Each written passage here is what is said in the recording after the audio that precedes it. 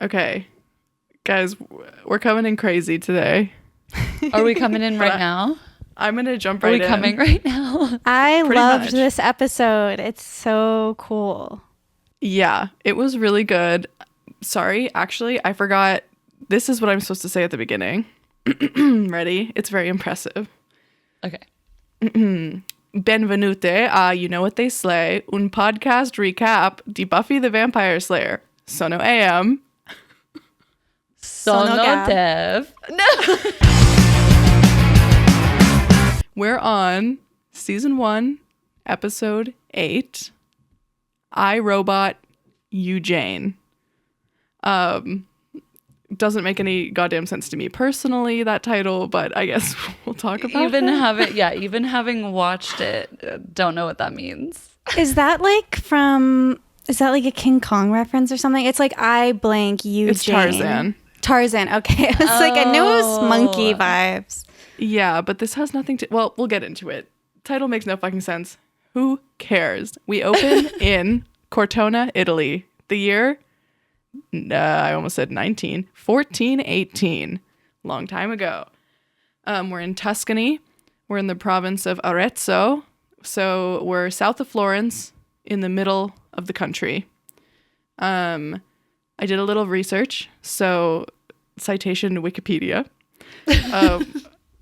In the 13th century, Cortona was something called a Ghibellinian city-state. I don't understand this history at all, TBH. Ghibellinian. Sorry, Italians everywhere. Something about a conflict between the Pope and the Imperial Roman Emperor. Didn't really know those guys were ever not on the same side. But, I guess that's obvious. And then the Ghibellines were imperial and the Guelphs supported the Pope. So we're in a city that supports the Roman Emperor. Not that it matters at all. Well, that seems relevant. This isn't super Catholic, but I guess probably both sides were Catholic anyway, huh? They must have been, right? I'm like, what were the Romans? Were they pagans? I'm staying Romans silent were on the actually history discussion. Wait, the Romans were famous pagans because they had all the Greek gods, but just redone. Anyway, this is going to be so annoying for people who have like actual history degrees. Okay, so also on the Wikipedia page, I wanted to point out that the two like pop culture references for Cortona are Buffy and Under the Tuscan Sun. So it's Let's like go. amazing. It's all like white women pop literature. Just like, okay. We know our audience. Yeah. Anyone want to reflect on that? So just was going to say, I wrote in my notes, this is so AM vibes. And then in parentheses, Italian. Yeah. For the record, I don't really speak Italian and I know nothing about it. So no one. But you have logged over 700 hours on Duolingo. Well, not hours, but days. Oh. Days practice. But they recently... Which was probably less, actually. Yeah, I don't do an hour a day. Hell no. I do like a minute a day. Also, there's like this one part where you can sort of, it's like a cheat code. You can just practice some words and it like counts as it keeps your streak alive for a day. And I do that all the time. And they just took it away from me. I'm like, you guys. So they're being really evil and they're trying to motivate me to like actually practice. But anyway, back to 1418. We see Carlo being summoned by like a lizardy demon with big ram horns and bright red eyes, who is standing in some sort of church, chapel, or shrine, and speaking in front of a crowd of devoted onlookers. The lizard guy, whose name we don't know yet, wants the love of Carlo, a young man. And we see the lizard sort of like drawing Carlo close to him. Cut to the monastery, and we're seeing these Italian monks who are in a fervor they're announcing Moloch the Corruptor walks again. So now we know who we're dealing with here. Cut back to Moloch the Corruptor and Carlo, and Moloch is looking very like satisfied, like he's having a sort of pleasurable energy feed, and Carlo is dead. Well, not only is Carlo dead, but we literally see him get killed, and it was so scary. Oh my God. It was scary. This I also episode was wanna like say- so dark. Moloch, that's his name, right? The green guy. He looks like Piccolo from Dragon Ball Z. Can't say I know it. Yeah, you're barking up the Okay. wrong crowd. And I think they have similar characters, honestly. So perhaps Interesting. inspired. Maybe this is just like, if you're going to write a guy like this, he's going to be green and he's going to have red eyes. Is the guy in Dragon Ball Z, like, does he have the same characteristics as Moloch? Like, he wants love from his followers? I don't know if he wants love. I'm not super practiced on my Dragon Ball Z lore, but I did just Google him to make sure I got his name right. And it says he's a wise and cunning warrior, which, you know, is similar. Yeah. Okay. But I love. think that's kind of where the similarities stop, because he, quote, has an indifferent attitude towards others. He enjoys solitude. Well, has he killed before? Has he killed anyone? Yeah, he's killed. Okay, so I guess then they have Okay. a lot in common. Yeah, he's killed a lot. Yeah, Moloch has killed a lot. And like, not only did he kill Carlo, but he was like, Carlo, do you love me? And then Carlo was like, yeah. And then and then he snaps his neck. Like, it was fucked. So terrifying snap his opening neck? scene. I thought Yeah. he just like, oh. He grabs his head and like turns it quickly. Sorry, not to mimic violence, but turns it quickly, and like he's dead. He falls to the floor, and that's not the only time he does that in this episode. I thought he was just doing like a hyena thing and sucked all his life force from him. Somehow I missed the violent head cracking. Oh yeah, I heard He the crack. snapped it. I mean, he wasn't turning it in a way where it looked like someone would die, but he Yeah. snapped it and then he was dead. Unfortunate. Okay, so Moloch has luckily just made his final kill, for a while at least. Because the monks, we find out, are working to summon Moloch back into oblivion or trap him somewhere. Moloch is not loving it. He screams. He's scattered into a million pieces, and he's sucked into the pages of the monk's book, which he's been holding as he chants. They bury the book, and they hope that that will contain Moloch forever. Which is such a cool idea for his monster soul to be contained in the pages of a book, in these symbols that nobody in the future can read, so he can be contained. My So question sick, is, and would have though, worked. like, I know, but like, the thing is, okay, is it like some language that like not many people can read, or is it like I kind of didn't understand keeping him in physical form where there is a way he could get out, because I'm like, what is the point of ever like untrapping him? Because clearly he gets out. I mean, like thousands of years later, but why? Like, they could have then destroyed the book if they wanted to kill him forever, or maybe that would be impossible. I don't know. Like burned it.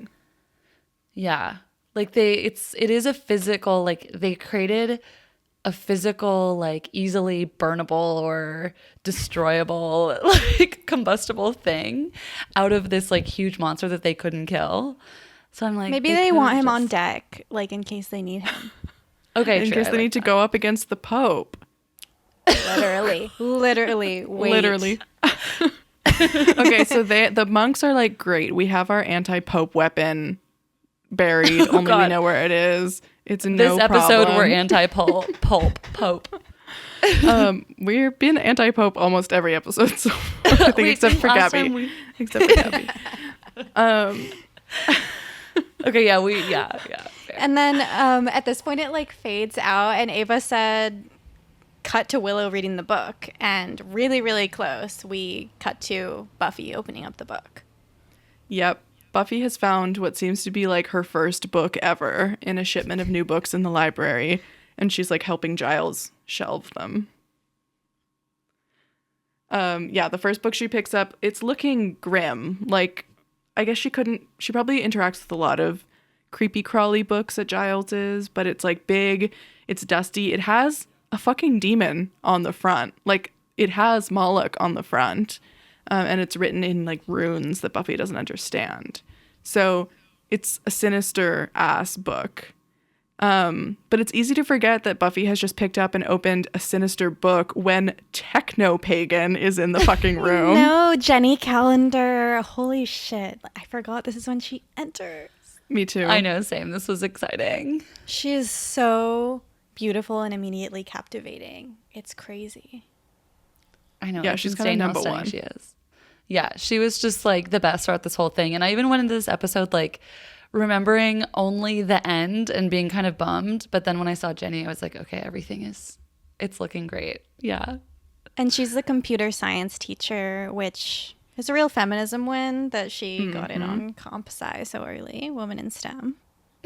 And she's there to bring Giles into the 21st century, saying the computer is the good box. 20th century. She bravely says, maybe one day you'll join us in the 20th century. And I was like, what? Like, is that part of the joke? And then I realized. Dude, I thought I heard that too. And then I was like, she couldn't have said 20th.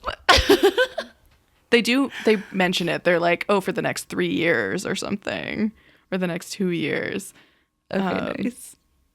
Yeah, that's pretty But funny to use that terminology of like join us in the 20th century when they've been in it for a minute. Yeah, it was jarring. I mean, maybe it's better. Maybe it's more of a burn to be like, okay, it's 1999 and you don't know about a computer in this century. If it was like 2001, that might be a little bit different. Mm-hmm. Yeah, it's not even Y2K yet for them. They have so much to look forward to. Yeah, it's so true. Entourage hasn't even come out. Only. Okay, and Miss Calendar and Mr. Giles are fighting. Like, they're mad at each other. It's not seeming hot at this point to me. It is seeming hot to me immediately. I'll say that. Oh my God. Gabby's so saucy. But what I noticed at this point, and I think maybe this is coming into the show as a newly minted 27-year-old, Jenny is young for Giles. Mm-hmm. I looked it up. Actors' ages in this scene, roughly 27 and 43.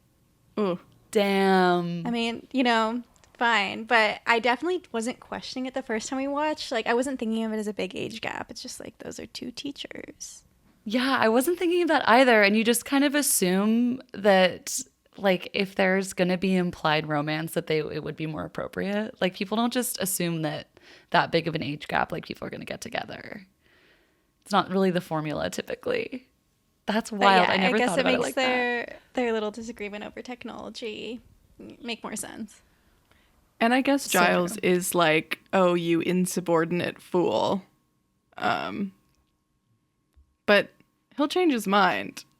Just you wait. Wow, I like already want to talk about something that happens at the very end that I like screamed. So I guess our listeners have something to look forward to at the end of this episode. Okay, so while Miss Calendar is kind of going off on Giles for being a Luddite, there's this guy named Fritz, who's a student who is sitting at one of the computers doing some sort of research. And Fritz gets very, very intense about the internet and defending the glory of computers. He says, if you're not jacked in, you're not alive. And he means it. The only reality is virtual. Dude, this guy's cuckoo. Jacking in. Let's go. Okay, here's a question for the group. Is the printed page obsolete, like Fritz claimed? I'm going to say no. I'm going to say no in a major way. No, in a major way. But like the argument could be made that you can put the printed page online, as we see in this episode. So I'm like, we could live in a world where there are no printed pages, but then that would be an incredibly messed up world. Like, it's not obsolete if we want to keep some semblance of like humanity on Earth. Mm-hmm. Like if we I want to think be we able need to to pass go- paper to hand. Back to clay tablets for that. Have you guys heard of this mission to put all of Wikipedia on clay tablets? Oh my God, that's insane, Gabby. You're the only person in the world who knows about that. I really want to devote myself to that the rest of my life. Okay, yeah, full-time job is transcribing Wikipedia. No, for real. Just Like to bring clay tablets. me back What to if something society happens? where I just do one. Yeah, literally, first of all, what if something happens? But what if something happens to the clay tablets? It's less likely to. Yeah, there's less So things that, like it's like with every, this is why spaceships will use, what am I trying to say? When NASA astronauts and engineers are working on stuff in space, they're like, what is the thing with the fewest failure points? So they're often using technology that we think is like quote unquote rudimentary. I think that's maybe where the pencil thing came from. Like, how everyone's always like, NASA uses pencils, not pens. And there's some like urban myths about why that is. Some like space racy rumors. Anyway, it's like just the thing that will not fail. And if it fails, you can fix it and like get a new one. well, you can write with a pencil in space, but you can't write with a pen in space. Can you not write with a pen in space? Unless you have like a special cool like space pen that you get from the Exploratorium. That's like I zero would think that gravity. you can't write. You can't like do calligraphy. But would a ballpoint pen not work? Well, I'm yeah, not because there's sure. no gravity pulling the ink down to It's come out. not onto the gravity page. that's making the ink come down to the page. I There's think the point is that if you can use something straightforward like a clay tablet for Wikipedia, do it. Right, not? and we have proof that they last. Where is the proof that they last? There's clay tablets. It's from in the thousands of years ago. tablets. It's in the museum. But what about all the tablets that broke before we found them? Like that's why there's like gaps in our knowledge of history. Right. I mean, not all of the Wikipedia needs to make it. Okay, true. And I guess all of the Wikipedia is like on one internet. And what if that one internet breaks? Okay, what do you think are the top 3 Wikipedia pages that don't need to make it? I think investment banking can go. No one needs that. Well, it wouldn't. Okay, but would that be important to some future historian? No, who gives a fuck? Better if they Forget don't them know. all. Let them fade into the oblivion of history. That's what I say. I'm only thinking of Wikipedia pages that are important, like the color blue or like ballpoint pens in space. Okay, then top 3. Top 3 that you would save. Color blue, ballpoint pens. Periodic table. Lesbianism. Periodic table. Lesbianism. And ballpoint pens. And ballpoint pens. Yep. Yeah. I gotta say, like, I don't know, David Lynch or someone who I can't remember. One of the geniuses of our time. I was at a birthday party and someone started talking about Twin Peaks, and these were people I didn't really know, and I was like, someone's talking about my special interest. Like, how am I supposed to play it cool? How am I And supposed did to you bring say up the something? cigarette that I buried for my hero, David Lynch? I did say something. I was like, I think that the entire thesis of that show is like family trauma and generational pain or whatever. And then they were like, okay. And they like didn't really care. And I was like, guys. Well, that's our next podcast if I can get brave enough to watch it. So Yeah, true. That they just want to talk about how hot Audrey Horne is or some shit. yeah, something weird like that. Yeah, that's exactly her name. Okay. This is a Buffy the Vampire Slayer podcast, you two. Sorry, no don't other get art shall be discussed. Yeah, bleep this out. Okay, something iconic is about to happen, which is that Buffy is unboxing the books and then Willow is scanning them into the computer as part of this like hostile takeover of the library that Giles is experiencing. And she's scanning the Beastie book into her computer in a program called Scanomatique. Wait, Scanomatic. But it's spelled Matique. French. Like Matic is MITIC. This is the Scanomatique. Scanomatique. And this scanner that she's using, have you guys been seeing these around? No. What? These are back Certainly in. not around. These No, are no, no, around. they're I've back never in. seen one of these outside of this exact episode. Online people are using these. They're back in and on sale now, and people are using them to like grab textures from their environment. I to do know what you're use- talking about. Yeah, to make textures to layer in digital art. It's actually That's really cool. so cool. Yeah. Dude, what I was thinking about was I was listening to, shout out another amazing podcast, Celebrity Memoir Book Club. They're my favorite. And they were Second doing favorite. the second favorite. Thank you. Thank you. They were doing an episode on the lead singer of Blink-182, and he was talking about how, like, back in the day at Kinko's, like, he was making his own show flyers and, like, was, like, just sweating his blood, sweat, and tears into the copy machine at Kinko's, like, in the middle of the night, cutting up different pieces of paper and fonts to, like, scan the show flyer. And I was just like, why have I never even thought of this concept, like that was the days before Photoshop? And it made me like really want to do that and like do real collage. Yeah, and So you can. that's sick. Yeah, I need to get a Scanomatique. That's so cool. Are you inspired, they're- Gab? Are you gonna get one? I do want one. Oh my I God, don't we make got that to much do it. digital art. But you Yeah. see so many rocks and so many I see so many plants. rocks and plants, exactly. It also And doesn't even have to be sidewalks. like, just don't think of it as art. Just think of it as archiving. And then eventually a project will speak to you. Right, and then eventually I'm gonna put it all onto clay tablets, hopefully. Yeah. And then you'll etch the scans onto clay tablets and it'll be no problem. And also, I do have to say that a landlord who I was just talking to, Gabby, I'll tell you off pod, I was talking about how I like to look at the trees and see all the greens. And she was like, they really have so much to say, don't they? I was like, Oh, okay, Wow. you're nice. I like you. not this landlord having actual wisdom. Oh my God. I know this was after I had gotten really mad and texted Claire a bunch of stuff about how I like can't wait to like stake and eat landlords and like prey on their downfall and initiate a revolution against them. So Yeah. I was of two minds today. That's so Moloch of you, I feel like. He wants literally to see so- the whole world burn. Yeah. Well, yeah, Moloch is really like I'm carrying Moloch with me today in many ways. And you know what else is carrying motherfucking Moloch? Is the computer. The internet. Scanomatique. The Scanomatique has just downloaded Moloch's entire being, form, consciousness, spirit, mind into the computer. So we see the screen cut to black, like the computer screen, and creepy font, "Where am I?" cut to theme music. Yeah, it comes up. So that comes up on the screen. And yeah, I just want to clarify, Willow is like not on purpose scanning the monster book into the internet.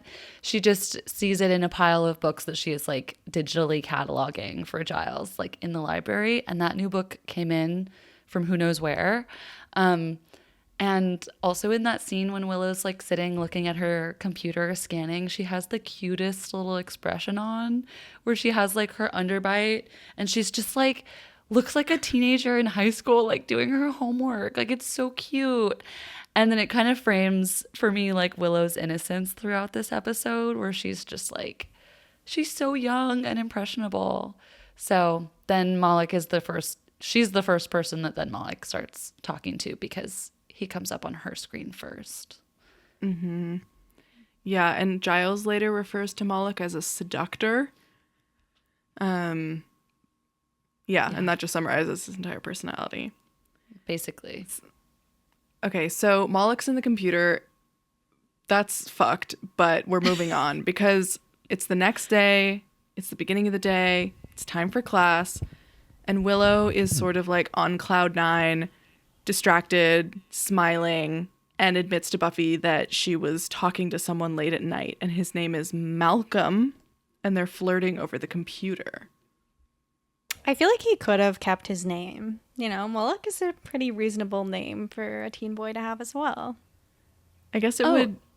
What is the thing is that it would immediately reveal her. True. She like Googles him. Yeah. Yeah, that's true. That's the only problem. There's no Google, babe. True. True. There's only library. Whoa, And the wait, book is okay. gone. But Giles knows who Moloch is. Yeah. Wait, you guys, I just looked up Moloch, like teen boy name Moloch, like to see if like teen boys like in the world are named that. And it says Moloch is a name and term that appears in the Hebrew Bible several times. Moloch is thought to be a deity whose practices include child sacrifice. Oh. Well, So- that is some interesting history we should have brushed up on before this episode to see if it's relevant. And that Maybe is not a popular on name, baby. Well, it's on babyboynames.com, nameberry.com. So like Duh. that's kind of funny. Duh. Duh. That's Was kinda there funny. Google at this time? No, right? No. Okay. I Absolutely. mean, I'm sure there was like databases, but there was no search engine. Couldn't have been. Moving on. Sorry, just checking myself. What It if can I'm just also mean wrong? king, just to say. It's also like can be a general biblical name, just like meaning king in general. So it doesn't always have to mean child's sacrifice or. Look up if Malcolm also means king. Yeah. I feel like it does. That's going to be my could. guess. Yeah, we'll take bets. I'll say no. Gab says yes, just to put some stakes. Some stakes. Okay, some stakes. Putting some stakes on this. The name Malcolm is of Scottish and Irish origin and means devotee of Saint Columba. It has Okay, so roots no. in a Gaelic name, where Maul means follower or disciple, and Columba refers to the 6th century Irish saint. So yeah, follower of the saint. Yeah, kind of So I the guess opposite. kind of a follower. Opposite of king. A follower. Yeah. Beautiful name. Well, though. womp womp. Mal means bad though. So And Malfoy is a character in Harry is Potter. so bad. Yeah. Okay, so we're in computer lab now. Malcolm and Willow, confirmed Slytherin. Sorry. Willow is still kind of like dishing to Buffy about her crush. And then we suddenly realize that a camera is watching them through the computer. And Right there's as Buffy is like getting suspicious of Malcolm and being like, Willow, you don't know who this could be. Like this, you don't even know what he looks like. So then we see she's She being says watched. something ableist. She Yeah. does. What does she say? I forget. Or we there's a don't have lot to of dumb repeat it. shit in this episode. There's gonna be more. So just you wait. There's gonna be more. We won't repeat it. We won't repeat the bad things that are said. But yeah, Malcolm or Moloch is triggered to watch her. Not because of that, but because she's getting suspicious of him. Yeah, and we see that a mystery computer screen has a full bio of Buffy Summers up on it. So someone is like, hears that she's talking maybe too close to the secret and immediately starts researching. We get a lot of info as the viewer. And I'm actually so excited to talk about this because I found a discrepancy. Did anyone else notice that there are 2 pages with different Buffy info No. on the Oh. screen? Okay, and I didn't even notice it either, dude, but I was watching with Charlie and they were like, wait, it said 2 different birthdays. And I was like, what do you mean? And there is a split second screen of the computer screen where one of the birthdays says May 6th, 1979, with Buffy being a senior. And then the other screen that looks the same but is just in a different shot says her birthday is October 24th, 1980, and her status is a sophomore. Yeah. What? But clearly Buffy's not a senior in this yet. She's still a sophomore. Right. So like crazy that they had 2 different shots. And so I looked it up and it's like a known controversy on like the Buffy Reddit. And people of are like, course. oh my God, what even is Buffy's birthday? And I was like, I thought we knew Buffy's birthday because we celebrate it every season basically. And then I remembered that Buffy supposedly has the same birthday as me, which is January 19th. And then I was like, oh yeah, I thought it was January 19th. But that's supposedly only a rumor of something that like Joss Whedon supposedly said one time, but like no one can find the direct quote. And the only reference to that in the show is that she said she is a Capricorn on the cusp of Aquarius. Well, that's not And right. I mean, there for you go. birthdays. She's a Capricorn. Yeah. Yeah. So I'm like, okay, she's a Capricorn and I'm like also a cusp. So it must be January 19th. That must be the birthday. And that's what I choose to believe. But then it's weird that there's 2 different birthdays here on this page. Like, seriously? Like, the editors couldn't catch that? It's crazy. It's a little bit lazy. Maybe it's for lazy. her mystique, for her Yeah. skenomatique or whatever.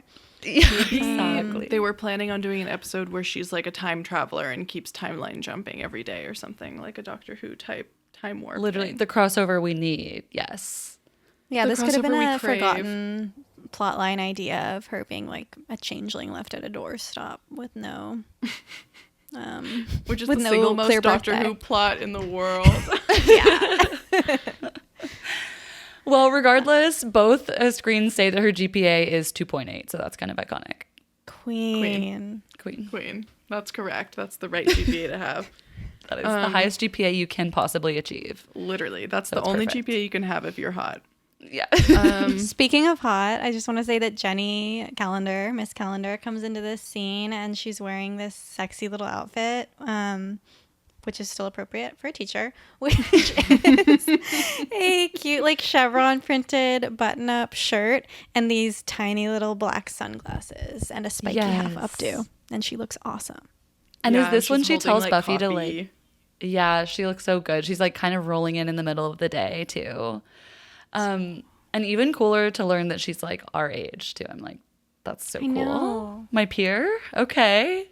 And it's cool how she's like telling Buffy what to do in this scene where she's like, okay, Buffy, like wrap it up. Like this is computer lab time. So you got to respect the computer lab. I was like, wow. And she has authority. Like, that's cool. Love her. Yeah, and then she notices that the boys, name check Fritz and Dave, Fritz and Dave. have been logging an insane amount of hours on the computers this week. Just like, new project. Will I be excited? And he says, "You'll die." They fucking love to do this on this show. They're like, oh, it's camp. It's crazy. It's kind Goofy scary yeah. threats though. Yeah, Fritz is definitely acting a little bit like suspicious. We're all kind of curious about what Fritz is doing. And then what did I write here? I said we see the same font Willow saw after scanning, the one that said, "Where am I?" telling Fritz to watch her, meaning Buffy, we assume. Yeah, so now we know that like Fritz is going to be a little spy on Buffy and now becomes her stalker, like for this mysterious evil machine monster guy. Yeah, and we can tell that something cuckoo is happening with all the computers. Also crazy that they called this character Fritz, because I was about to be like, the computers are on the Fritz. Yeah, Fritz is on the computers. Fritz Too is much. making the computers on the Fritz. Mm-hmm. Like a kid in the courtyard opens his laptop and is like, what the heck? This is not my report. And his computer is showing him a document about Nazi Germany. And he's like, what the hell? I did not write this. So Like either, about a how super- good Nazi Germany is, which is crazy. And he's like, that scene was so iconic because his laptop, first of all, is so cool. Like, It looks like a full-on record player. yeah, like that. I have never seen anything like that before, so that's really awesome. Yeah, it's just like this like clunky piece of machinery with a keyboard attached, and he's talking out loud to himself, saying, "I didn't write this paper about like I Nazi did Germany not, being a good society. I didn't do that." That makes sense to say that out loud. It's like, It kinda sounds like anyone's someone- overlooking my shoulder.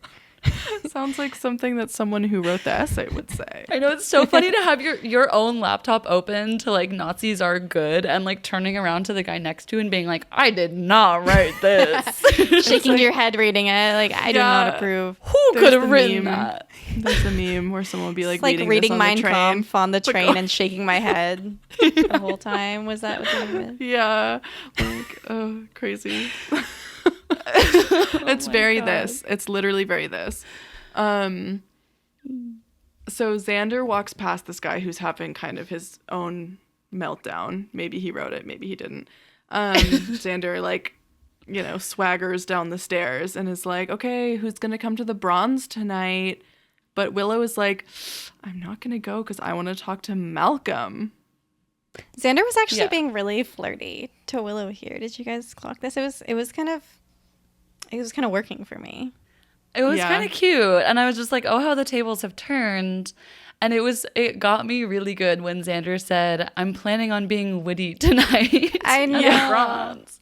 And he's wearing a cute green sweater. I just have to point out. So the combo of those two are working. Yeah, he Yeah. looks good. And definitely also, I don't know, I feel like they're just trying to contrast how out of it Willow is, because if Xander flirted with her even a bit, you know, she'd be like losing her mind. Yeah. And she does and not then- even care. She's obsessed with Malcolm already. Yeah, so she's really on another planet.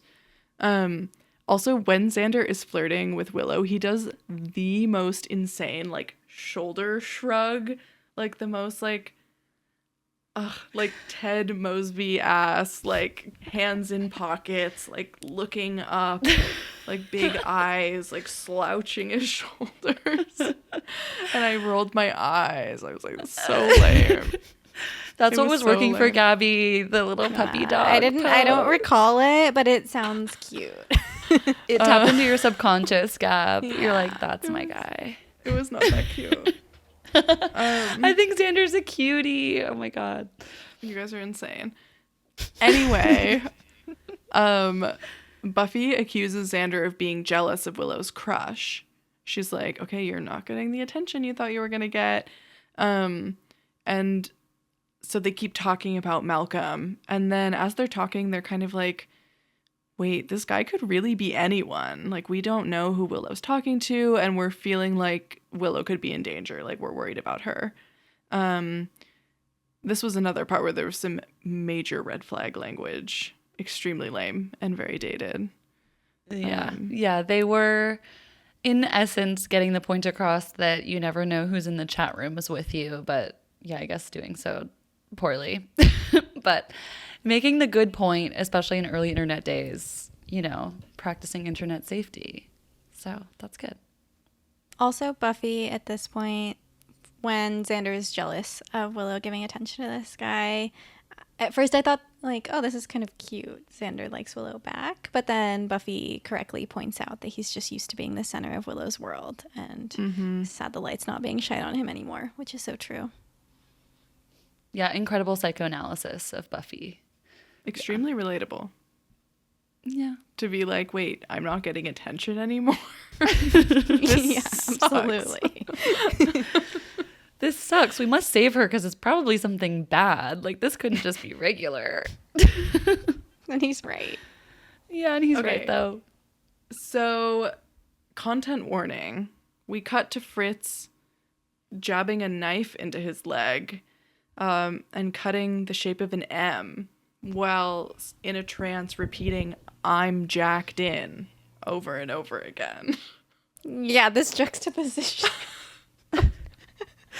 Yeah, So this some of was us are dark. having big problems and some of us are having other problems. We're jacking in, generally. Yeah. Yeah. I mean, I don't know about you, but I'm jacked in. Oh, fully jacked in. Except, yeah, Fritz is setting not the best example of how to be jacked in. Right. There's other ways to do it. Yeah. Yeah. Okay, so that He's just sort of happens. losing himself. That just happens. No context, no explanation. I promise you it will never be relevant again, but we do get to see that. Because we are immediately cutting to the next day when Willow is showing up like groggy and kind of in a pissy mood. And we find out that it's 5th period, and Willow is just now showing up. So Buffy is very understandably worried and says, "This is not like you." And like Willow is super defensive. She's defending Malcolm. Buffy and her are fighting. Willow is kind of saying like that it's her right to do whatever she wants with her life. Buffy's really worried about her. And I was like, oh my God, Malcolm is already getting a bit in between Buffy and Willow, like the unbreakable team. So this is also when Buffy starts to get suspicious. She's like, okay, Willow's behavior is weird. There's something sinister going on here. Malcolm is like manipulating her in some way. And so then, and also Buffy's outfit in this scene is super amazing. She's wearing a little slinky black mini dress to class. Yeah. And it looks awesome. Like velvet mini dress. Like she has been rocking some mini dresses lately, like with the high boots. Just like, this is freaking perfect. But she's on a mission and she taps local computer guy Dave to ask him, who we've met before, him and Fritz are always hanging out in the computer lab, to ask him kind of like how to track down an email address because she's going to try and identify Malcolm that way. The creep. And she has very good instincts. Like, I think that it's important to talk about how these early signs are like real signs of domestic violence and should be treated with attention. Like, obviously, you shouldn't probably be like Googling your friends' dates. I don't know if they've never met them and they like met in some chat room and they don't know their full name. I think, Yeah, and I you're guess- teenagers. I think Yeah, it's I think fair. Teenagers don't know where they live, don't know their age, don't know anything about them. Like, it is bizarre. I guess it's like we maybe are desensitized to it like now.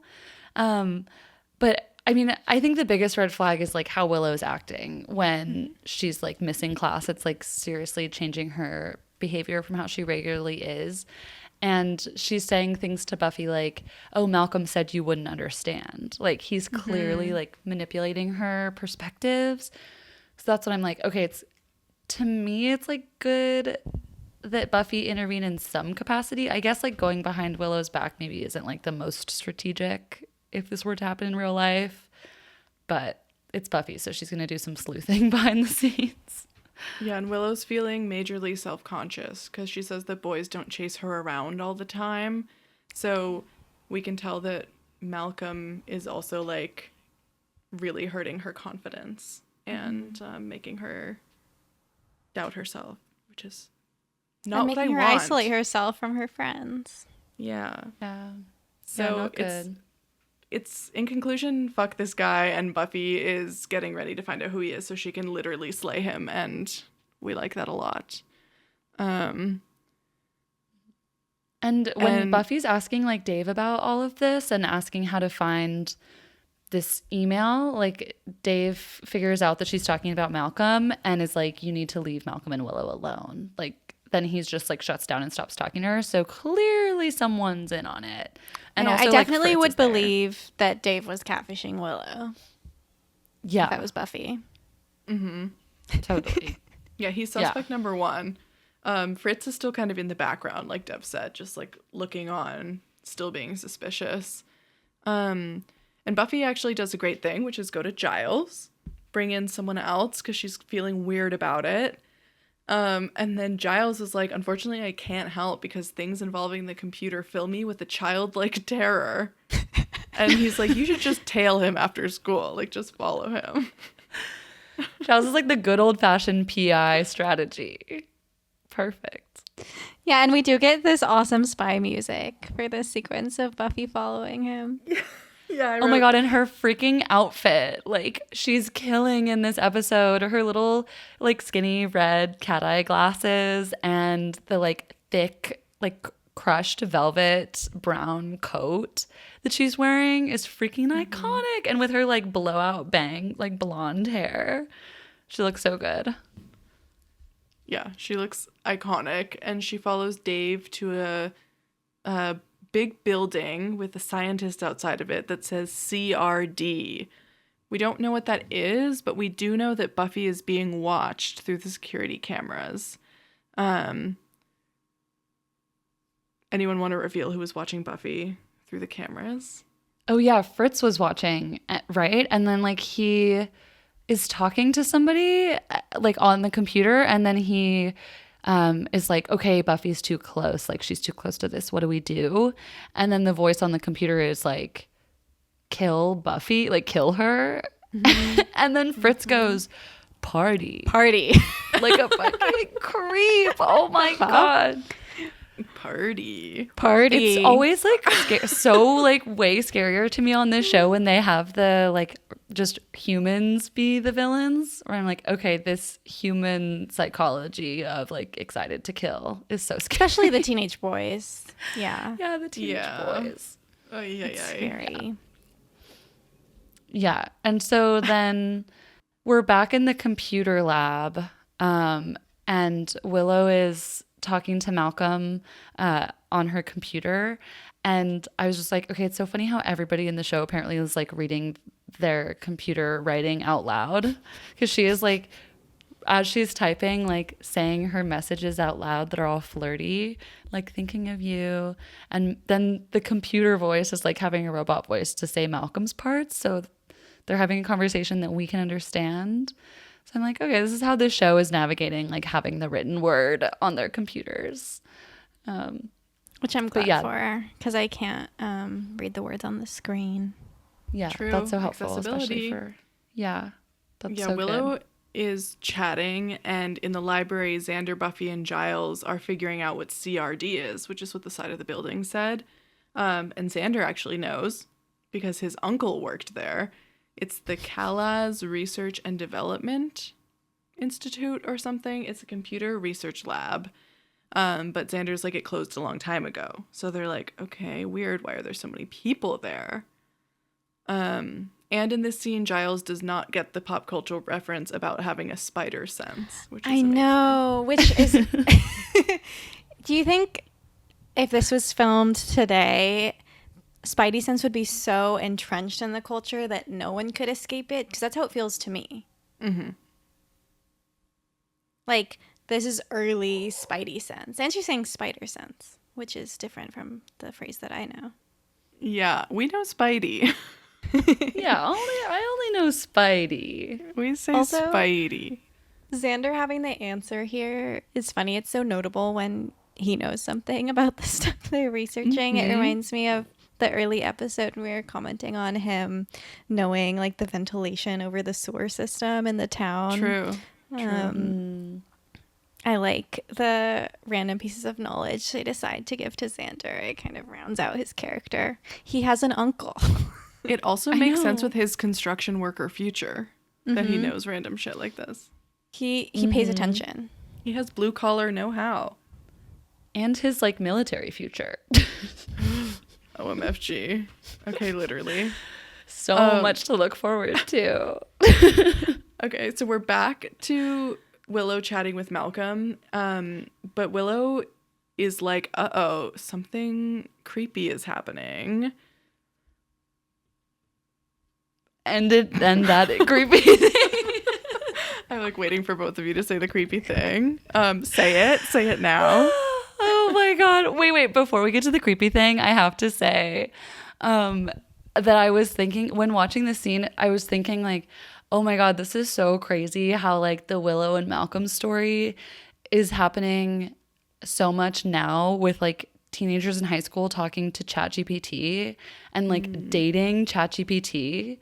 I was listening to this podcast about how like teenagers, actually it's really common, well not like super common, but like this teacher was talking about how 3% of her class has like AI partners, like romantic partners, and how it's become a sort of social standard, like a social marker of like, I have an AI boyfriend or a girlfriend or something.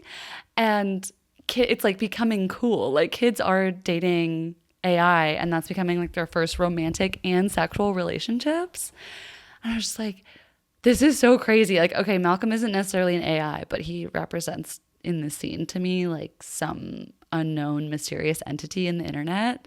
And I was just like, it's happening now. Like, it's so crazy. That's so wild. I didn't connect this to the AI relationships, but you're so right. And I was talking about that development with Drew and about how that's going to be people's first relationship.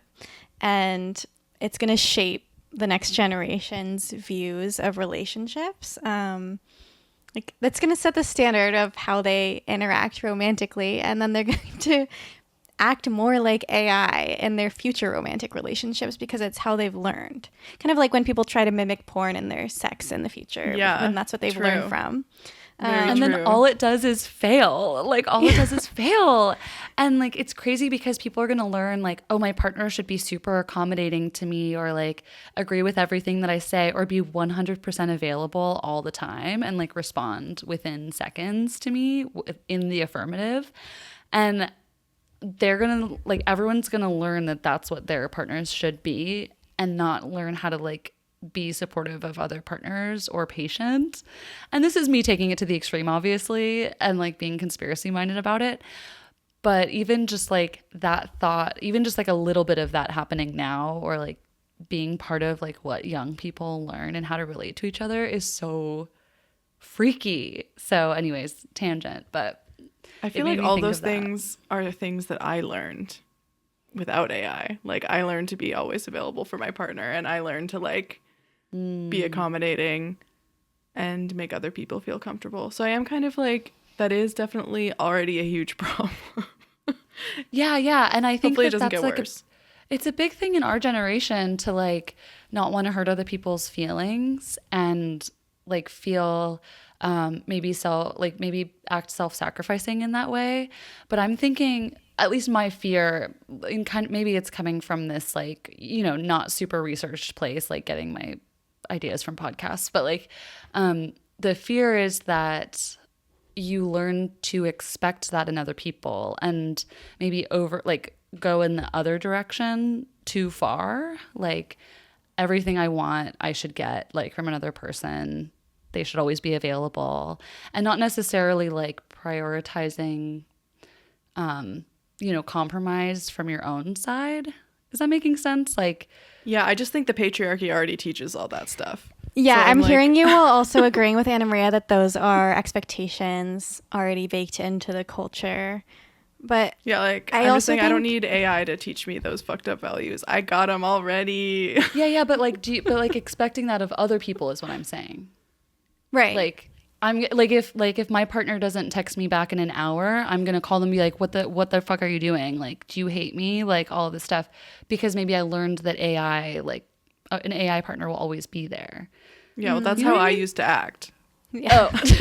Me as Is well. what I'm saying. See, I'm just like, no, like it's just like none of us act like that.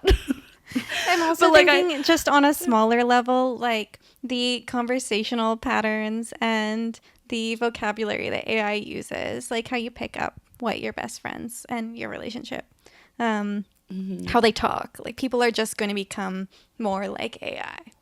Yeah, it'll be like, hey, Gabby, so good to hear your voice today. Yeah, That's and like like the crazy most romantic because thing you can say. yeah, like AI learns, I guess, in a sense, like from what humans have inputted into the internet. So it's like, when does it just become this big feedback loop where then like there just hits like an equilibrium in a sense, and then like does culture and creativity stop? Yeah, it's like You know? osmosis. We're gonna Probably hit not. equilibrium. Yeah, I think we're going to be fine. We're always fine. But we're gonna And even we're out also- us and AI are gonna get closer to being the same until humanity and AI are the same. Is this a pro AI take? Let me back up. Well, yeah. I mean, we're also coming at it from like this. We have a certain situated perspective of like really being integrated with technology in this very like Western way. So it's not going to be like taking over the whole entire world like we fear. Hopefully, Not like Moloch, who will be Not taking like over the Moloch. whole entire world. that is literally so true. Does anyone else want to keep talking about AI, or should I bring us back on schedule? No, I'm I think let's done. bring us back to Moloch being scary on chat with Willow. Yeah, and being like, oh yeah, that Buffy Summers, she's trouble. You shouldn't trust her. She burnt down the school. And Willow is like, wait a minute. Like, how does Malcolm know this? I've definitely never said this. And she's like, how did you know that? And Malcolm says, well, it was on her permanent record. So talk about, AI scrubbing the internet. And Willow is like, I don't, like, I guess if that's what you say. And she's pretty scared at this point and decides to log off. And Malcolm is like, no, don't go. But Willow, God bless her, logs off anyway. Mm-hmm. Yeah, she's being really savvy. I like that it's like at the first red flag, pretty much. She's out of there. Yeah, she's taking care of herself. She's like honoring her agency. And she's taking a break when she needs it. And I'm very proud of her. And meanwhile, Techno-Pagan and Giles are in a saucy little argument. Such a sexy little tiff. Oh my God. All about books versus tech again. And somehow it's not even their sexiest tiff of the episode. Like, that's... Oh, God, I can't wait to talk about that. Okay. Techno-Pagan and Giles are fighting, as we said. Techno-Pagan is like, you are such a big snob. You think that knowledge should be kept in the carefully guarded repositories where only a handful of white guys can get at it. Girl, this is a library. Like, I'm sorry, libraries are for everyone. I can't agree with this. I guess was she talking about like the language and the way that books are written? Probably but academia again, and publishing. Yeah, but then again, I'm like, girl, that's also online. So, I don't know. Yeah, she had no idea what Silicon Valley was going to become. Yeah, true. Like that is guarded repositories of a few white guys. So true. I guess I'm like, we have bigger fish to fry these days. Yeah. So once again, patriarchy is the problem. And as they're fighting, one of them picks up the demon book from earlier, but realizes it's empty now. Weird. Yeah. Jenny's like, is this some sort of like diary or journal? And then Giles is like, nope, that was supposed to have words in it. And those words were holding a trapped monster. But he doesn't say that out loud. He says it in his head. He plays it cool in front of Jenny. He does his classic, like, distracted kind of acting, which is fumbling. His hottest mode, in my opinion. Is like the idea of being like, oh, this guy is like so madly in love with me, but is like distracted. I don't know. It's like a Wattpad trope that triggers something in me. He's like, oh, okay, nice talking to you. And she's like, we were arguing. Yeah, I love that. Yeah, he's like, we must do it again sometime. So slayful. I loved it.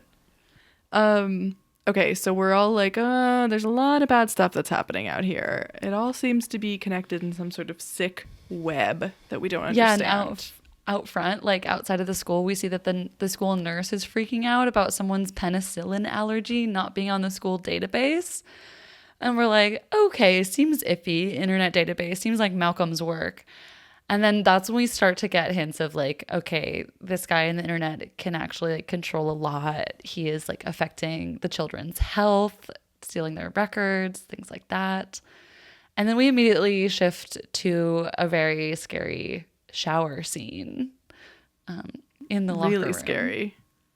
Yeah. Yeah, Dave finds Buffy and is like, oh, Willow wants to talk to you in the women's locker room or something. And obviously Buffy believes him because she's like, why would you lie about that? But unfortunately, Fritz is there lurking once again, being scary as fuck, and turns on a shower just as Buffy is entering. He's trying to electrocute her. What the hell? Wait, I have a question about Anna Maria's notes. Wait, how could this have been a very sexy scene? Say more. I guess they could have been like having like an erotic rendezvous in the shower. Yeah, Fritz also I love she's like, Willow, you're showering, and she's like, oh, yes, it's Willow. Like, okay. Yeah, because she was all Willow, you taking a shower? Buffy thinks she's it's down. Willow. So Buffy's just like, she's about to walk in on Willow in the shower. No, I hear you. I hear you. You're so right. Okay, I didn't even think about it like that at all because I was just like, oh, Buffy's getting framed. Like, I didn't even think of that she was in her mind thinking Willow actually was going to be in there. She's actually walking through the lockers being like, Willow? and her heart is Willow, fluttering. I'm ready for you. She's like, hey, Will. I'm here. I'm here. She's like, man, I stink. Might I jump in? Okay, sorry, I'm taking this. We're gonna take this too far if we don't stop it right. Yeah. We're going to Cut get it a off. Wattpad on it. It's it not off. Willow in the shower. It's electric wires. It's electric wires, and we can see the water like creeping closer because Fritz has left the shower running, and we're like, Buffy, no, you're about to be standing in electric water. Buffy's like splashing around in the puddles with her big boots on. Like, why is she doing that? Yeah, and then Dave like gets some sense of himself and like runs over and is like, Buffy, no. And then she notices that there's like electricity in the water. And so she jumps out just in time. But also the water does get a little zapped. And so it kind of launches her up into the air. And she flies through the locker room with lightning shooting from her feet. And I have been lightly electrocuted once in my life, and there was no sparks, no lightning from my feet, and I'm really disappointed that that didn't happen. When were you think you would lightly die. electrocuted? Okay, remember our sophomore year apartment on campus? We had these little like Christmas lights hanging from the ceiling, you know, as we do. And I was putting them up, and one of them, you were standing right there, I remember. And one of them had like the little plastic cap off. So it was just like open wires for the light. And it was plugged in as I was putting it on. And I touched the wires and I felt a zap go through me, and like I felt tingly, like sharp pains in my fingertips and tips of my toes. And felt so like such a big rush. I was just like full of energy, and it hurt really bad. And then I was running around the apartment being like, oh my God, oh my God, oh my God. And like I just felt like completely energized and zapped. But I didn't fly anywhere. But I did I mean, get that sounds lightly pretty electrocuted. good too. Apparently, this is my know-it-all correction, which I'm not even sure is correct, but electrocuted is only to refer to a shock that kills you. Oh, Yeah. great. You heard this? Oh, actually, I haven't heard this, but I was like, I know I didn't actually get electrocuted. I was just, Oh no. I think I heard this from like my 6th grade science teacher, and I've retained it. So TBD. The listeners correct us if we're wrong. Did Devin get electrocuted? okay, yeah. Lightly electrocuted is when you get like a fun little burst of energy and like sizzle your toes a little bit. But Lightly. like electrocuted is Electrocuted. dead. And my other question for the scientists listening is, would Buffy actually get shocked if she was wearing rubber-soled boots? Yeah, that is an important question. Oh, yes. Like, just a maybe question. no. They also missed a big opportunity to have like a flashing skeleton, you know, like in the cartoons where you get electrocuted and it, Yeah. Literally so true. I guess though, then they would be like, they would have to say like, oh, she got fully electrocuted, which would mean death. So But she's the Slayer. Like, I think she could survive an electrocution, if anyone could. true. oh, totally. She- I think Giles she even did- says like, "Good thing you were the Slayer." Oh, so true. Yeah, because she did get her hair burnt. Yeah, so Buffy she survived escapes that. death, escapes electrocution, but barely. And Dave is like running back to the computer lab, and he's like, "Fuck, I don't want to be evil anymore. Like, this is not chill. I'm changing my ways." And then we see the computer start writing him a suicide note. Pan to Fritz behind him, looking murderous. So scary. Dude, this shit was so fucked. Like, this was one of like the most horrible scenes of the whole first season or the whole show. And they just like kind of brush over it entirely in the episode. It's very upsetting. Very upsetting. This is just like human on human murder, violence. So, and like children. So, this is terrible. I was like, okay, I feel like the show was kind of biting off more than they could chew with this like plot line. Cause I'm like, guys, this is so fucked. So Fritz essentially, yeah, murders Dave and makes it look like a suicide. So that's dark. And then Back to the library, Giles figures it out, basically. He figures out that Moloch is in the computer. And he does this with the help of Buffy and Jenny as well. Or no, wait, Jenny doesn't come in yet. No, he's calling her that dreadful calendar woman, which is really like he wants her. Oh yeah, duh. Who wouldn't? It is another classic scene of Giles like looking it up and somehow getting the idea, looking it up, and understanding it in like less than 1 minute, and we don't see any of the build up. So gorgeous. Yeah, he figures out that Moloch can be released when the script that he traps him in the book is read aloud. But he's like, but nobody knows this language anymore. Like, who could have read this aloud? And then Buffy goes, wait, was it in the pile of books being scanned? And she's like, the computer read it, and he's in the computer.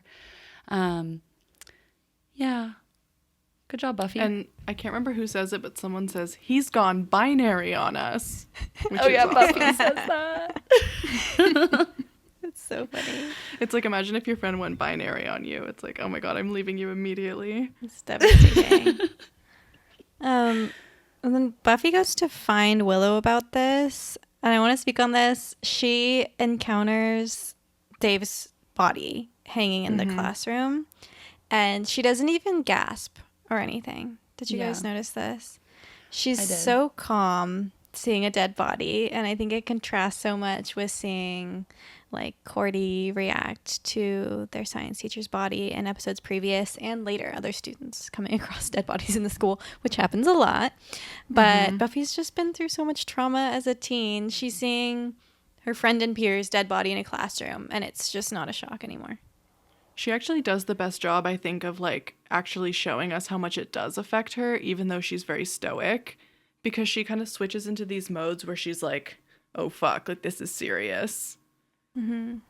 And yeah, like it's tragic because she's used to it, and that's no one should ever experience that. And she knows what to do. And she knows when it what happens. She's like been there before. But she definitely gets this like righteous surge afterward. I think that's kind of beautiful. Yeah, it's sad though. It's like now it's up to her. Yeah. And they're like, oh no, someone has died. Like the time has run out to catch this demon. And they also are still like super worried about Willow. And so Buffy and Xander run out of school and go look for Willow. They go to her house. They're like, we have to make sure she's safe. Willow is at home, but she's being attacked by fucking Fritz, who has like snuck into her house or something. And has chloroform. Yeah. Really Fritz scary. is so scary. One of the scariest characters. Especially because we don't even know his motivations yet. It's fucked. And like the idea of a seductor demon is so scary to me. It's about, creepy. a human doing that.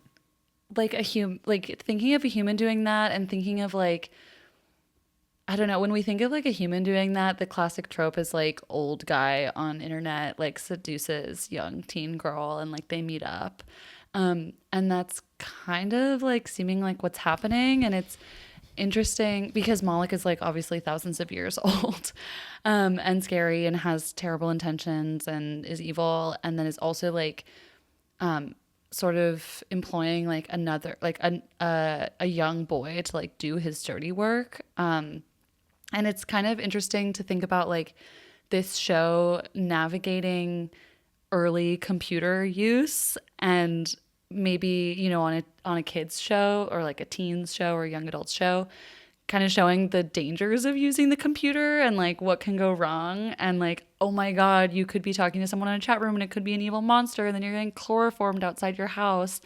Like I feel like a lot of media at this time was showing kids like internet is scary, like you know, watch out.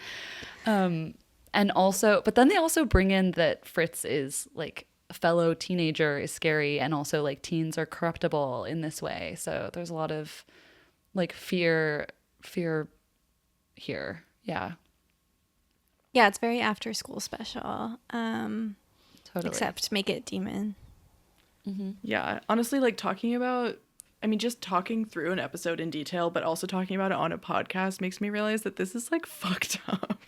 This stuff is like serious and sad and like not easy to talk about, and it's just crammed into Buffy, which I don't know, it's a package where you don't really take enough time to slow down and swallow the like really heavy stuff because it just moves on so fast. So I don't know. That's why Buffy is like, I think that's why I love Buffy so much. And like, even why we started this podcast, because it's like, there is so much to unpack in Buffy, and like it achieves so much, and there's so much to relate to, like with going through just like the tough parts of growing up, or like even going through like significant trauma or like interpersonal conflict or anything, you know, like it touches on it all, which like unfortunately can all be part of like the human experience. And then they package it into this like fantasy, like escapist world to kind of digest some of those things with us as the viewers. And I'm just like, what a gift that is, you know? And oftentimes, you know, there are flaws, like they can trip over like outdated concepts that are like hard to watch again, and like we've really moved on from, but like the root of it is trying to tackle like these big traumatic events through like watching our heroes like go through them and like vanquish them. So yeah, and some episodes might be trying to tackle too big of a topic with too little time or effort in it, but it kind of as a show keeps returning to the same major things it wants to touch on, and I think as a show is able to tackle them very well. Yeah, kind of a nauseating watch for that reason. But we're going to be saved from this horror by Giles and Technopagans. Hottest interaction yet. It just keeps getting better. Because Giles is like, oh shit, the demon is in the computer. I don't know the computer. Computer fills me with childlike terror. I can't do it. And so he's like, God damn it, the only thing I can do is ask for help from my enemy, Miss Calendar. So he like summons her to his room. And he's like, I have to tell you something that you might not believe. There's a demon in the internet. and she's like, I know. She's like, yeah, I've been thinking the same thing. She's so sexy. She's like, yeah, obviously there's a demon in the computer. She's like, there's been portenses for days, and you should see the bones I've been casting. Yes, she's been casting bones about it. She already knows. That's so cool. She knows all about Moloch the Corruptor, and she's like kind of like sassy to Giles and saying like she explores the realm of the mystical and the divine on the web all the time. Like it exists there. And she's like, techno-pagan is the term. Yeah, he asks, are you a witch? No. She's a techno-pagan. She's a techno-pagan. At this point in my notes, I wrote, she's so me, which I feel like is really egotistical to claim. And I know. Say more about why she's you. Like anyone would claim her because she's so perfect and awesome. But Gabby, she is so you because like she is a whiz on the web, and so are you. Like finding mystical meaning in new technology. And you're a scientist, which is like is the techno-pagan way. Like it's kind of techno-pagan. Every physicist is a techno-pagan, in my opinion. Oh, she's so cool. And the other thing about her in this, she's so immediately part of the team and locked in that it gives evil. It's suspicious. Oh, like you think she's like, you can immediately trust me. Let me in on the big project. I promise I'm on your side. It's like, okay, well, how do we know? We thought you were just like a regular old teacher. Okay, perfect, sexy, sarcastic, funny, beautiful, techno-pagan woman that was introduced in this episode. Yeah, like join the gang immediately. Giles' crush is definitely getting in the way of his judgment. He's like, you're in. Like, you got me. Nothing is standing between our love. She has an irresistible mystery and also just like this straightforward knowledge and attitude that I freaking love. And yeah, Giles is obsessed. So I get the like suspicion, but also I'm like, she has key info. She is the one with the secret. She's the one who can type. Like, I'm like, Giles doesn't even know how to type. Yeah, he actually cannot do it without her. And so she's like, all right, we're going to do a ritual. So like, let me do the coding and you set up some candles. So they're like, okay, we're going to chant. Giles is going to like find the summoning words or the dispelling words. And she's going to start hacking. So they're like locked in. They're doing it, which is like, thank God, because Willow has been abducted. Not the adoption papers going through already. Willow has been abducted by a cyberpunk version of Moloch and his henchmen, who built the bodysuit that Moloch is now like standing in. He's like escaped the computer. He's embodied and he's going after Willow. Uh-oh. Dude, I wrote in my notes, girl, your body looks like Legos. He's like, I can see the whole world. It feels so good to have a body. Like, I know the secrets of all the kings. And I'm like, girl, your body is Legos. Like, it looks so not real. Like Doctor Who, he looks like a Cyberman. I know. Yeah, it's almost like steampunk body. Totally. Yes. This I do this like episode glowing is red. so deeply Doctor Who. It's really awesome. Yeah, that gave me like a really soft spot for it. Also the kind of like sarcastic and unexpected brilliant scientist who's a woman. Like, it has like short hair and edgy fashion. That's so Doctor Who. Like, actually the woman is the smart scientist. Their punchline every time. With the short hair. I love the spiky hair. Okay, so Willow's in danger. Luckily, Buffy and Xander have the sense to go to the headquarters of the place where they know that everyone's working on all this technology, which is where CRD. Moloch and the henchmen are. CRD. So they find Willow and they start like fighting off the demon. And in the library, the techno spell is working. Like The they're candles getting are the lit. demon. The candles are lit. They see the demon leave the computers and go back into the book, and they're like, great, we did it. They didn't do it. Moloch is still alive in his cyberpunk body, in his Lego body. Yeah, and all of a sudden, like in this scene of like then Buffy and Xander and Willow having to fight like just the little like plastic body of Moloch, I was just like, all of a sudden we get extremely low budget. Like they turn on some red lights, the smoke machines are going. Like you can, when Xander hits the wall, you can like hear like a tiny clank of an echo of like them being on the set. It's just like That's so funny. I was writing, I like love the visuals in this episode with the red and green lighting. This was like in the scene before when we first enter CRD, but still, I was. Yeah, but I love this. that actually. That's like your passion as like a theater crew member. It's just like this stage setting is perfect. Doable. Literally doable. And I'm watching this being like, I would watch this like on stage at a play. Like this is what we're doing it would here. be better as a play. Yeah. They deliver all their lines like it's a play too. Yeah. Yeah, so now I they're know. like, Willow gets her little heroic speech moment. Yeah. Where she's like, I was your. Sorry, did I even write this down? Or else I'm going to do it from memory. Wait, No, do it. Say it. Do it from memory. She's like, from memory. you thought I was your girlfriend? Well, say goodbye to your girlfriend. Yeah. While she's hitting him with a fire extinguisher. Yeah, And- that's awesome. Yeah, I thought it was going to be her heroic slaying speech and she takes him down. But, I mean, thank God it wasn't, because that would be really unrealistic for her to take him down by hitting him with a fire extinguisher. Yeah, but He's she could have metal. done more. They didn't really make her that powerful in this scene. Like, they made her kind of pathetic, which pissed me off a little bit.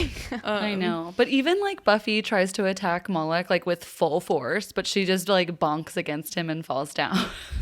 Yeah, maybe they give Willow that beautiful moment Buffy had where she uses her brains to outwit Moloch. Yeah. Maybe that would have been powerful. Yeah, that would have been awesome. I feel like this is also the classic Buffy like flow of events, which is that the last 10 minutes of the episode are like 5 tiny little story beats. Like just the curve is like really tight. Yes. And so it's like, oh, okay, they got him out of the computers, but fuck, now he's still in his suit. And then it's just like bang, bang, bang. Someone punches him. Buffy kicks him across the room and gets him to electrocute himself. It's like, here we go again with the fucking electrocution. And this time it is electrocution because Moloch explodes into a million pieces and his head slides across the floor and the gang is safe. Yeah. Heroes, fucking champs. And also like tragedy before this, because Moloch like kills Fritz before all this happened. Like in CDR, like he's like, oh, my faithful, and he like touches Fritz on the head and you're like, oh god, like that's what he did to Carlo at the beginning. And Fritz's face is just like, like he's so like blessed to be touched by Moloch, and then he does the same head thing and like kills Fritz, and I'm just like, Jesus, this is so dark.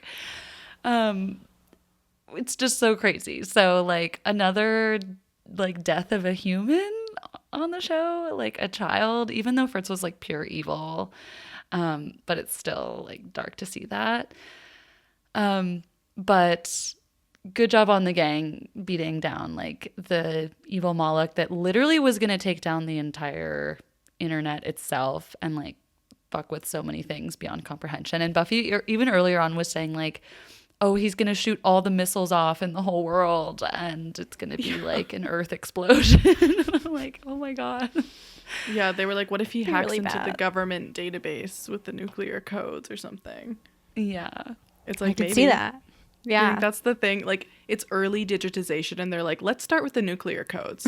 Exactly. That's like, see, that's what I'm saying. That's like all the action movies from like the early 2000s and stuff. Like when the internet was just getting like really popular and it was just always like, who has the nuclear codes? Like, can anybody just log on to the president's office and get the nuclear codes? Like, I guess so. And when the printing press came out, they were like, well, you can just print out the nuclear codes. You can just write them down. This reminds me of the recent horror movie / comedy Y2K.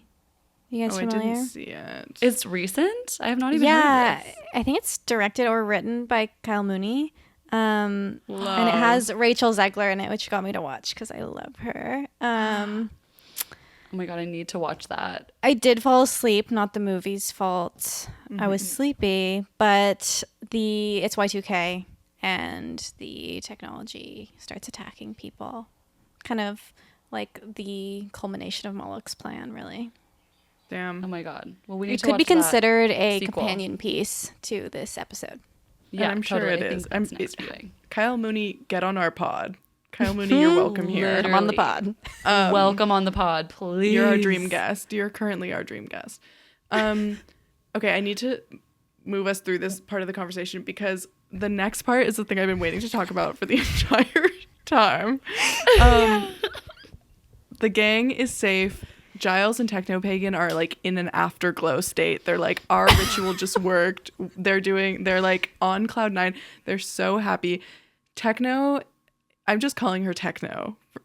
Yes. Miss Calendar is like, she might as well be doing Delaney Rowe's impersonation of an insufferable female lead because she is nailing it. Like, she's being unbearably annoying and like flirting with Giles, and I just love it.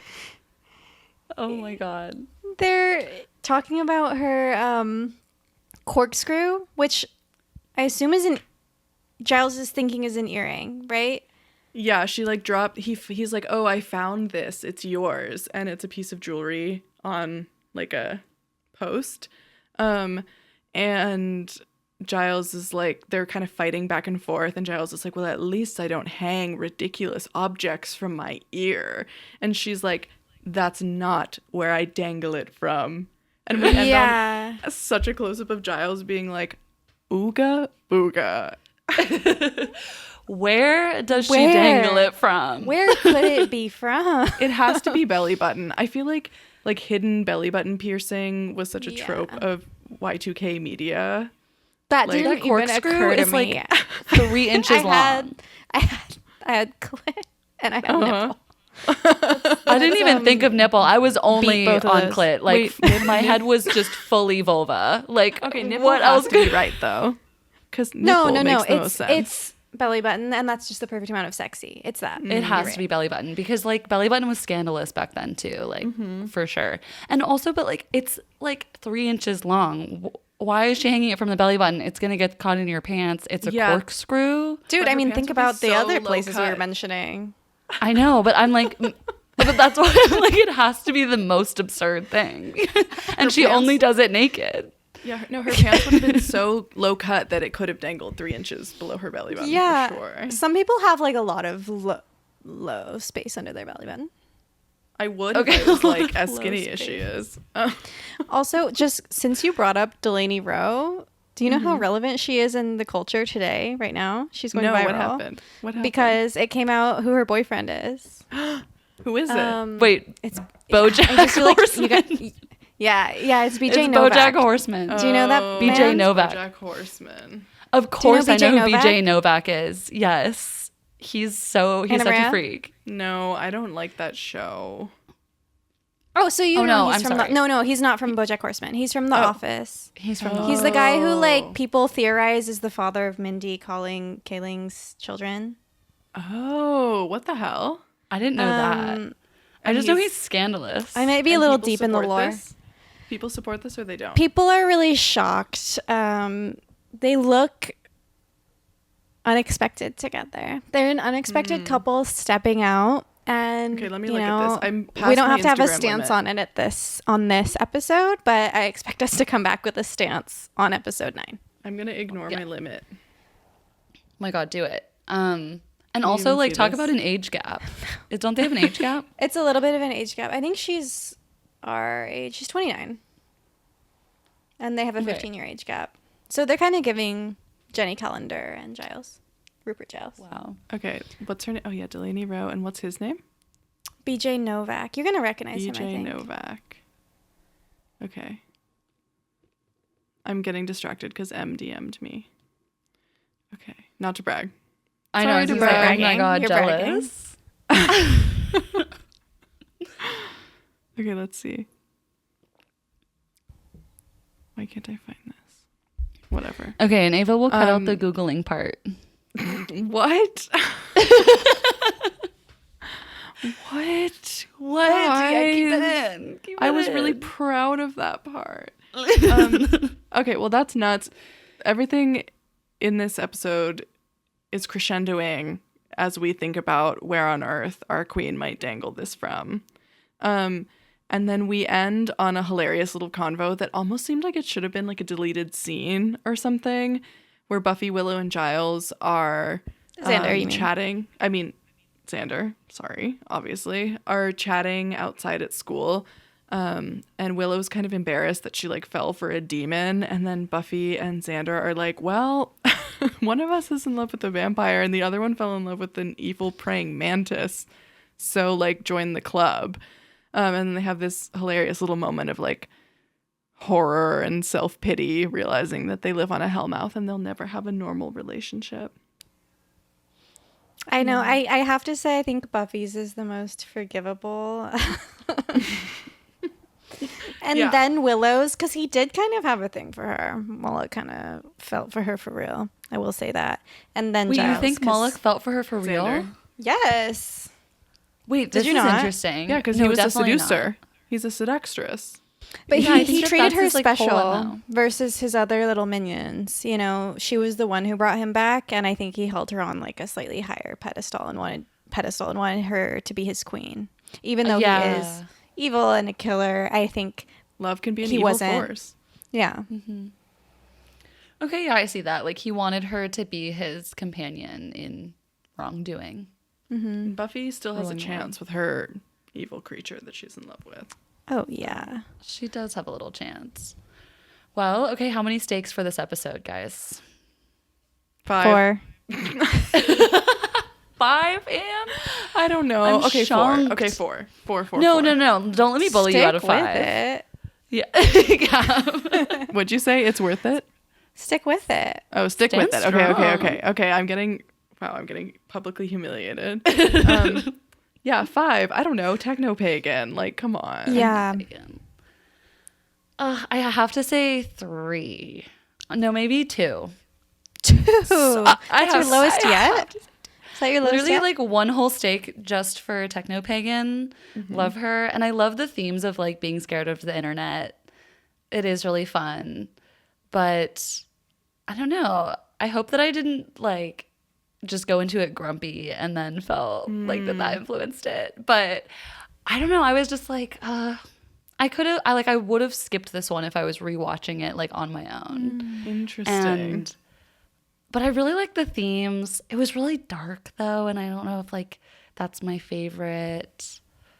But I like that they have darkness in the show. I don't know. It's a complicated one for me, so I have to like put myself on the range, like the lower range at some point. So I think that this one is going to be an early sacrifice to two steaks. Yeah. Interesting. It's good to For have me, dissent. I loved the themes so much, and I loved Jenny Calendar, and I loved this villain and the concept. I feel like this concept has been done, but they were definitely an early adopter of this concept, if not the first, of this, monster in the computer. But the plot beats were a little, like the ending was a little unsatisfying to me, other than, of course, imagining where Jenny dangles her corkscrew. That was satisfying. Mm-hmm. To me, the But ending was the otherwise- best part. Like, the ending was so just like fun, and I like when the show has fun with itself. Like, It was fun.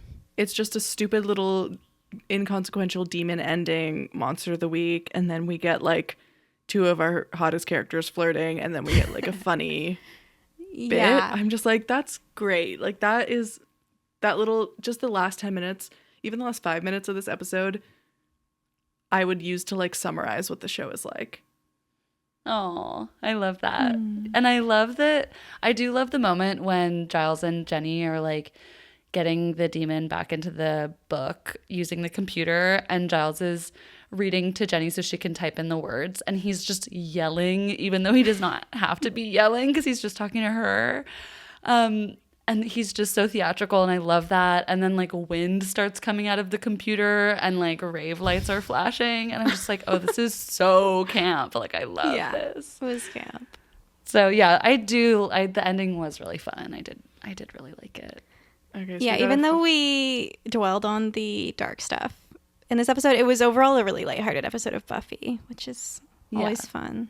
Very true. And that's why I think it felt so like weirdly back and forth with the dark and the light. hard to pick a hat today. Yeah. Yay, another good episode of Buffy though. Great. Bye. Okay, bye. Bye.